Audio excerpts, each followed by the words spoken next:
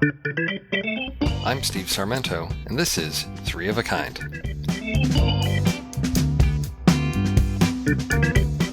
Welcome to Three of a Kind, a segment where I look at three films with a common thread. This week, we take a trip back to high school. The 20-teens have brought us a batch of filmmakers that have been able to deliver high-quality films about teenagers that balance the range of emotions that are an integral component of being a teenager. It's something that hasn't been done this well since John Hughes spoke earnestly for the teens of the mid-1980s. I should know, I was one of those teens in suburban Chicago that saw familiar streets and buildings on the big screen as a setting for stories that showed there was at least one adult capable of understanding what being a teenager was really like. Before Miles Teller and Shailene Woodley were part of the young adult dystopian Divergent franchise, they played two typical teenagers in James Ponsoldt's 2013 film, The Spectacular Now. Based on Tim Tharp's novel of the same name, the film tells the story of Sutter and Aimee Finicky, two kids from different backgrounds who find common ground escaping from homes that feel anything but homey.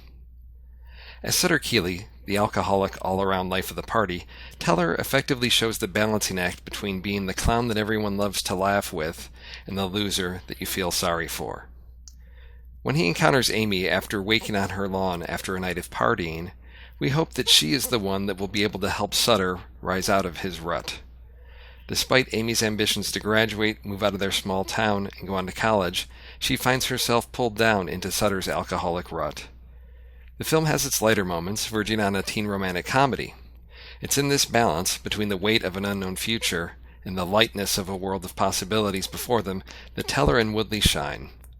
The Spectacular Now is rated R for alcohol use and some sexuality, all involving teens. A crucial part of being a teenager is that it is one of the last times in your life that you have a carefree summer. It's a time of freedom and discovery, a time when you can feel like you're on top of the world. With 2013's The Kings of Summer, director Jordan Vogt-Roberts delivers the story of three teens who escape from home to live in the woods. This is hardly Lord of the Flies, but it's also more than a high-concept comedy about living in the woods. Whereas Sutter and Aimee had homes where the parents are mostly absent, the Kings of Summer's Joe, Patrick, and Biaggio come from homes with loving parents, even if that love comes in a form that is unappreciated by them. Most viewers will recognize Nick Robinson from this summer's Jurassic World. There aren't any dinosaurs chasing him through the Ohio woods, however. Here he has the opportunity to portray a teen struggling to define himself. Robinson's Joe is burdened with a father who is intent on making everyone else around him as miserable as he is.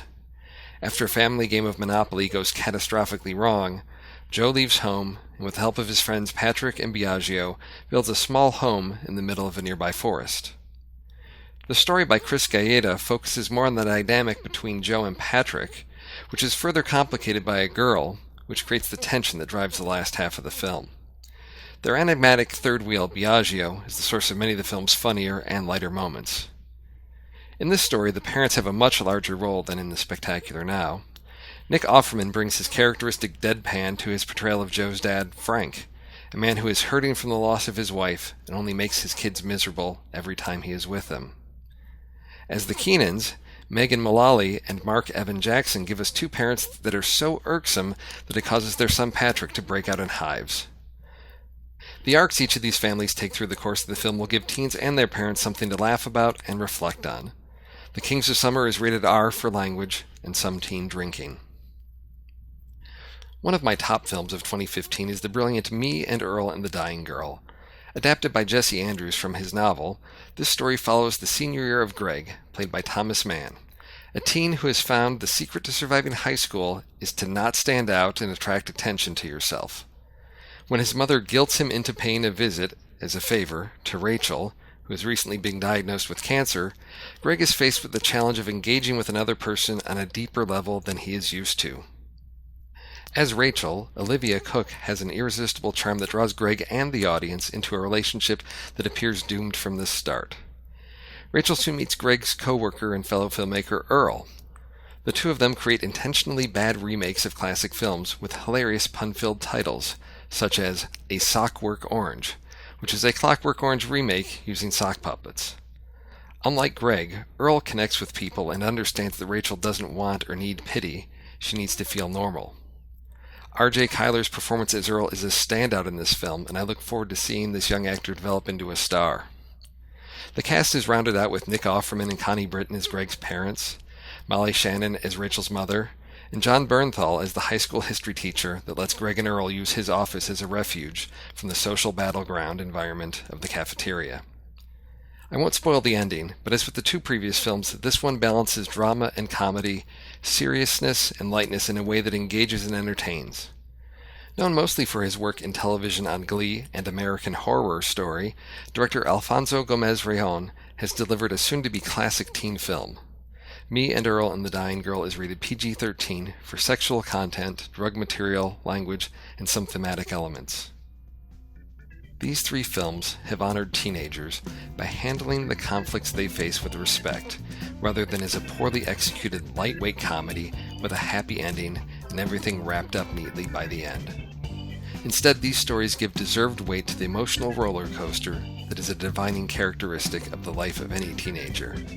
Each of the films in this three of a kind will bring nostalgia to those of us that were once high school students, and for those that are high school students, hold up a mirror that realistically depicts the highs and lows of growing up.